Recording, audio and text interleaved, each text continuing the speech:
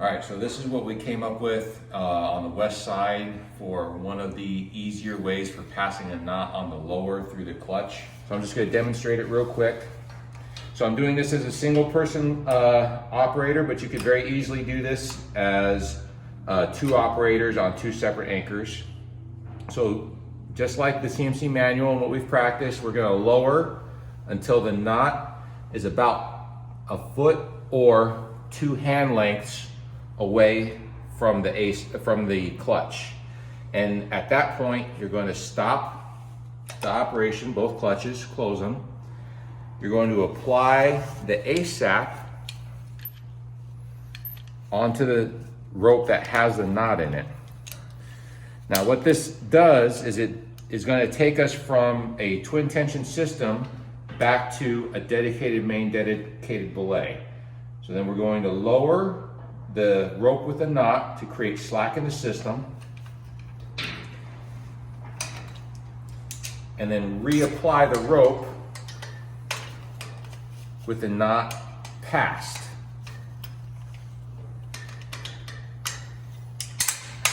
And then put this back into standby mode.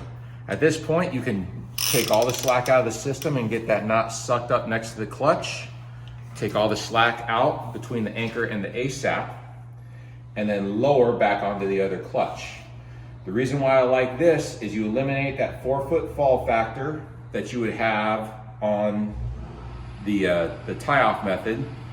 And this is also a little bit cleaner and simpler than using the set of fours method that is also described in the CMC manual. So then at this point, we're going to lower.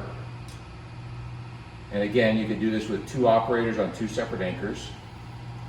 Lower on the non-knotted rope until we are back into a twin tension setup. Then we remove the ASAP, let that hang on our anchor, and then we can go back to our normal twin tension operation.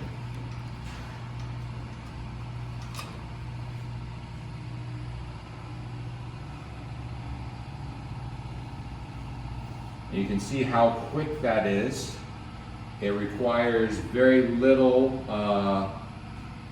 opening and closing of the device. And then the other thing that's nice is it does institute the shock absorber. So if there is any kind of failure, we're not putting huge loads on our anchor. We're still utilizing that shock pack to limit the forces that our anchor sees if there were to be a failure on this line. This is going to be the reverse operation, passing a knot on the raise using the ASAP in that configuration. But just for clarity and the simplicity, because all we have is a dummy over the edge, we have a single 3-to-1 and then the knot pass on this side. So as we raise, we're going to raise until this knot is basically sucked up right next to the clutch. All right, you ready? Mm-hmm. Up slow.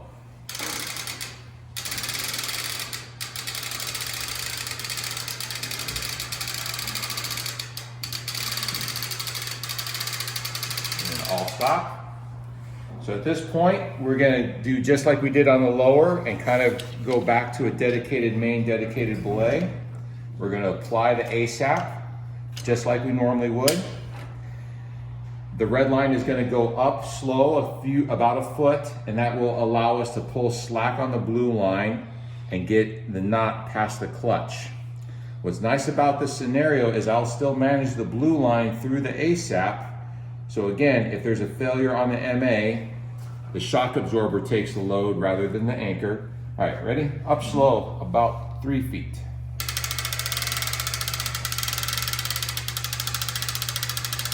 And then all stop.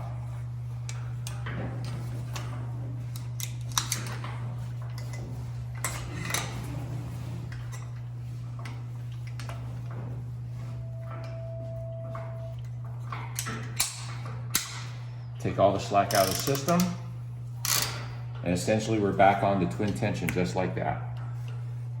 Take the ASAP off since we're back to twin tension already. And then we continue the raise. Up slow.